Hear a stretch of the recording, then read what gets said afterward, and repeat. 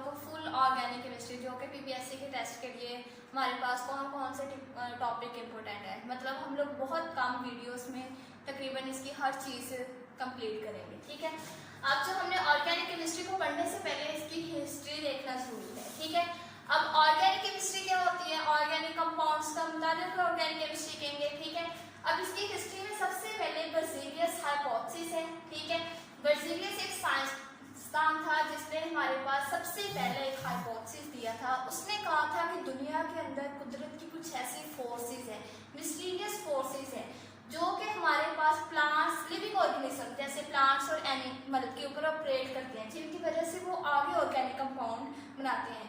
क्या कहा था उसने अपने हाइपोथेसिस में? उसने कहा फितरत की तरफ से कुछ ऐसी फोर्सेस हैं, मिस्टीरियस फोर्सेस हैं जो लिविंग ऑर्गेनिज्म मतलब प्लांट्स और एनिमल्स के ऊपर ऑपरेट करती हैं। ठीक है, जब वो इनके ऊपर ऑपरेट करती हैं तो यही प्लांट्स और एनिमल्स ऑर्गेनिक कंपाउंड प्रोड्यूस करते हैं। ठीक है, अब पहला पॉइंट तो इसका ये था। दूसरा पॉइंट इसने कहा था कि हमारे पास जो ये फोर्सेस हैं इनको हम आर्टिफिशियली प्रिपेयर नहीं कर सकते, तो ये कुदरत की तरफ से, अल्लाह ताला की तरफ से, हम खुद नहीं इनको प्रिपेयर कर सकते।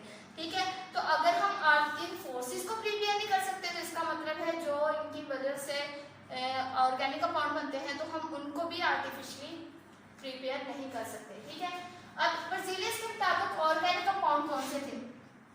उसने कहा था ऑर्गेनिक कंपाउंड्स ऐसे कंपाउंड्स हैं जो कि हमारे पास हम डायरेक्टली या इनडायरेक्टली लिविंग ऑर्गेनिज्म से ऑब्टेन करते हैं। ठीक है, लिविंग से। और इनऑर्गेनिक कंपाउंड ऐसे कंपाउंड है जो हम नॉन लिविंग थिंग से लेते हैं। ठीक है, अब डायरेक्टली इसका मतलब ये है कि डायरेक्ट लिविंग ऑर्गेनिज्म हमारे पास कौन कौन से हैं? Plants and animals. ठीक है, कि हमारे पास ऑर्गेनिक कंपाउंड्स वो होंगे जो हम डायरेक्टली ले सकते हैं या इनडायरेक्टली लिविंग ऑर्गेनिज्म यानी प्लांट और एनिमल से हासिल कर सकते हैं। फॉर एग्जांपल हमारे पास आ जाते हैं ऑयल्स जो हम प्लांट से डायरेक्टली हासिल कर लेते हैं। ठीक है, उसके बाद शुगर जो इनडायरेक्टली हम एनिमल्स या प्लांट दोनों से हासिल कर सकते हैं। ठीक है, इसके बाद प्रोटीन्स वो भी इनडायरेक्टली हम हासिल करते हैं। ठीक है, ये इसकी मिसाल सुना जाता है। इनऑर्गेनिक केमिस्ट्री में कहता है ऐसे कंपाउंड्स हैं जो हम नॉन लिविंग ऑर्गेनिज्म से हासिल करते हैं। ठीक है, मिसाल के तौर पे हमारे पास आ जाते हैं साल्ट, ठीक है, नमक, उसके बाद कैल्शियम कार्बोनेट, चूने का पत्थर। ठीक है, अब ये चूना है, ये हम लोग क्या है, नॉन लिविंग, ये नॉन लिविंग थिंग से हम लोग जो हासिल करते हैं वो इनऑर्गेनिक कंपाउंड्स होंगे। ठीक है, ये हमारे पास था बर्ज़ेलियस का हाइपोथेसिस। उसने कहा था ऑर्गेनिक कंपाउंड्स वो होंगे जो हम लिविंग ऑर्गेनिज्म से हासिल करेंगे और इनऑर्गेनिक कंपाउंड्स वो होंगे जो हम नॉन लिविंग थिंग से ऑब्टेन करते हैं। ठीक है, इसके बाद इसके हाइपोथेसिस देने के बाद 1882 में एक साइंसदान था वॉलर, फ्रेडरिक वॉलर। ठीक है, 1828 में एक साइंसदान था फ्रेडरिक वॉलर। ठीक है, ये क्या कर रहा था, ये एक्सीडेंटली लेबोरेटरी में कुछ काम कर रहा था और इसने अमोनियम साइनाइड लिया। अमोनियम साइनाइड क्या होता है? NH4 NCO। ठीक है, वो अमोनियम साइनाइड को ना गर्म कर रहा था और एक्सीडेंटली उसके ज़हन में कुछ ऐसी बात नहीं थी कि मैं बर्ज़ेलियस के हाइपोथेसिस को रॉन्ग साबित करने जा रहा हूँ। ठीक है, तो ये क्या हुआ कि उसने इसको जब हीट किया, गर्म किया, तो वो एक्सीडेंटली एक कंपाउंड बन गया NH2 COO। और ये कंपाउंड कौन सा था? यूरिया।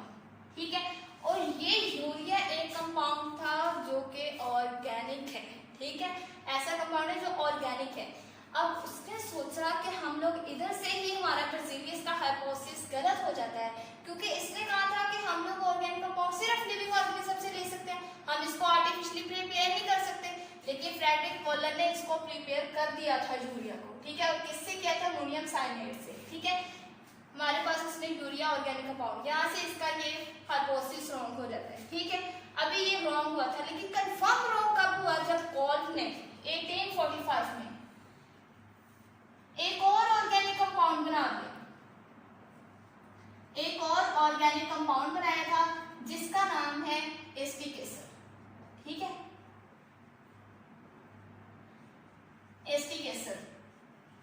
एस्टिक एसिड इसने एक ऑर्गेनिक कंपाउंड बनाया था 1848 में। और इंटरेस्टिंग बात ये है कि इसने ये कंपाउंड इनऑर्गेनिक से बनाया था, मतलब कई एक इनऑर्गेनिक कंपाउंड था जिससे इसने ऑर्गेनिक कंपाउंड एसिटिक एसिड बनाया था, वो भी 1845 में।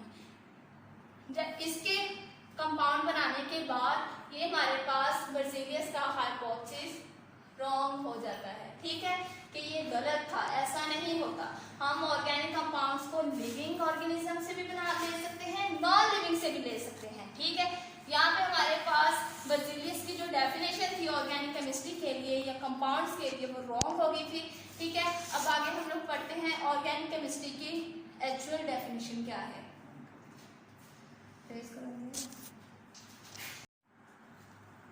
आगे हम लोगों ने पढ़ना है ऑर्गेनिक कंपाउंड की फाइनल डेफिनेशन कौन सी है, ठीक है। ऑर्गेनिक कंपाउंड कहते हैं ऐसे कंपाउंड जो मुश्तमिल हो किस पे, जिसमें कार्बन और हाइड्रोजन मेन एलिमेंट्स हो। किस पर मुश्तमिल होना चाहिए, कार्बन पर या हाइड्रोजन पर, ठीक है। कार्बन और हाइड्रोजन पर जो मुश्तमिल होंगे वो क्या कहलाएंगे, ऑर्गेनिक कंपाउंड। और सम टाइम इनके साथ इनके सब एलिमेंट्स भी आ सकते हैं, मतलब सल्फर कह लो, ऑक्सीजन कह लो, या फिर हमारे पास हैलोजन आ सकते हैं, ठीक है। तो ये हमारे पास ऑर्गेनिक कंपाउंड की डेफिनेशन होगी। Organic compounds are those compounds which contain carbon and hydrogen as main element, ठीक है, and some time along with sub elements such as oxygen, nitrogen या सल्फर वगैरह हो सकते हैं, ठीक है। अब ऑर्गेनिक कंपाउंड के आप लोग को डेफिनेशन कुछ हद तक समझ आ जाएगी, ठीक है। अगर मैं आप लोग से एक क्वेश्चन पूछती हूँ यहाँ पे कि मेरे पास एक कंपाउंड है CO2, क्या ये ऑर्गेनिक है या नहीं, ठीक है। ये ऑर्गेनिक होगा या इनऑर्गेनिक कंपाउंड, इसका आपके पास क्या जवाब हो सकता है। चलिए मैं बताती हूँ। हमारे पास कार्बन डाइऑक्साइड एक इनऑर्गेनिक है, इनऑर्गेनिक कंपाउंड है, ठीक है। ये ऑर्गेनिक कंपाउंड नहीं है। अगर हम लोग बेसिकली जो शुरू से पढ़ते आए हैं कि हम लोगों ने कॉन्सेप्ट बनाया हुआ है ज़हनों में कि जिसमें कार्बन और हाइड्रोजन होगा वो ऑर्गेनिक कंपाउंड होगा, जिसमें कार्बन और हाइड्रोजन नहीं होगा वो इनऑर्गेनिक कंपाउंड है, ठीक है। तो अगर उसकी रूप से देखें तो इसमें हाइड्रोजन नहीं है, सिर्फ कार्बन है, तो ये हमारे पास क्या होगा, इनऑर्गेनिक कंपाउंड। अब अगर मैं एक और आप लोग से क्वेश्चन पूछूं कि मेरे पास एक और कंपाउंड है CCl4, ये मेरे पास कौन सा कंपाउंड होगा, ये मेरे पास कंपाउंड होगा ऑर्गेनिक, ये ऑर्गेनिक होता है। अब यहाँ पे क्वेश्चन उठता है कि CO2 है, कार्बन तो इसमें भी है, कार्बन तो इसमें भी है, ठीक है, हाइड्रोजन इसमें भी नहीं है, उसमें भी नहीं है। अगर ये इनऑर्गेनिक है तो इसे भी इनऑर्गेनिक होना चाहिए, ठीक है। डेफिनेशन के रूप से देखा जाए कि कार्बन और हाइड्रोजन मेन एलिमेंट होने चाहिए, ठीक है। अब अगर हम लोग यहाँ पे देखें हमारे पास जो CCl4 है, डेफिनेशन हमारे पास मेन क्या है कि कार्बन और हाइड्रोजन आ सकते हैं या उसके सब एलिमेंट्स। हमारे पास ऑर्गेनिक कंपाउंड किसे कहते हैं, ऐसे कंपाउंड जिसमें कार्बन और हाइड्रोजन हो सकते हैं या उनके डेरिवेटिव्स हो सकते हैं, ठीक है। अब ये जो हमारे पास ऑर्गेनिक कंपाउंड है कौन सा है, CCl4। CCl4 बेसिकली हमारे पास किससे बना होता है, मीथेन से, ठीक है, CH4 से। कैसे बना होता है, जब हम मीथेन की क्लोरीनेशन करते हैं, उसमें क्लोरीन ऐड करते हैं तो हमारे पास क्या बनता है, CCl4 बनता है, ठीक है। ठीक है, जब हम अब ये मीथेन हमारे पास क्या है, एक ऑर्गेनिक कंपाउंड है। जब एक ऑर्गेनिक कंपाउंड के हम क्लोरीनेशन करते हैं तो जो कंपाउंड बनेगा वो भी हमारे पास ऑर्गेनिक कंपाउंड होगा, ठीक है। ये बात आप लोगों ने ज़हन में रख लेनी है और कंसेप्ट को नहीं जाना कि जिसमें कार्बन और हाइड्रोजन दोनों होंगे वो हमारे पास ऑर्गेनिक कंपाउंड होगा, ठीक है।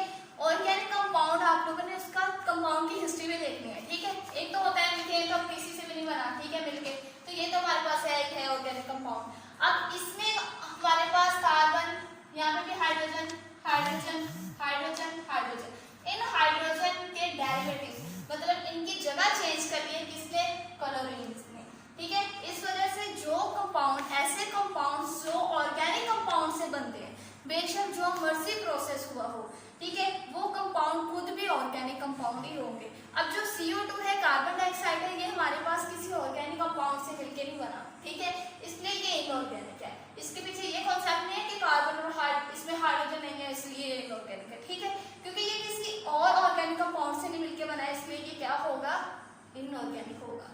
उम्मीद है यहाँ तक समझ आ जाएगी।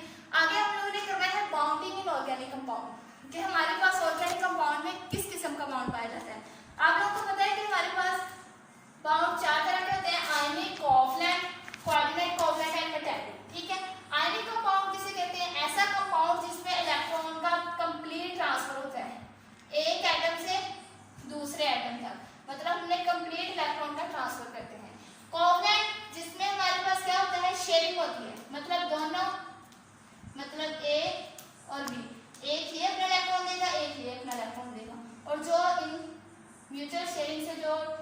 बनता है उसको कोवलेंट बॉन्ड कहते हैं। ठीक है, तीसरा हमारे पास कोऑर्डिनेट कोवलेंट बॉन्ड है, जिसमें हमारे पास एक इलेक्ट्रॉन पेयर डोनेट किया जाता है और दूसरा एक्सेप्ट करता है।